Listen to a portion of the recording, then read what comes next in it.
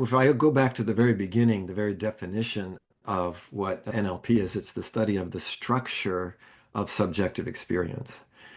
And I think that is often key. And I think to really get that, to get that deeply, that all of these different approaches, like you were naming, they're all different ways of filtering subjective experience.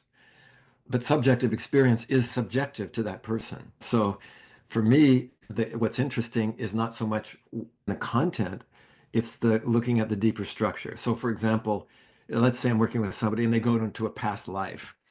It really doesn't matter if I believe in past life or not. That's their experience. And it's not, and the thing that we would say in NLP that's most important is not so much the content of it, but the structure of it and how that is impacting the person. And that's the whole notion of beliefs. So somebody goes into a past life, or somebody has they have a particular spiritual orientation. The question is, how is that impacting you in your life in the present? The map is not the territory. And I myself, I have many maps that I don't think anyone is more right or wrong than the others. I can look at something I've written books, Tools of the Spirit. I have studied physics. I can look at it as an artist. I can look at it from an NLP perspective and an Ericksonian perspective. So I think the key is that realization that all of these are filters that are going to show us unveils particular aspects of what's going on.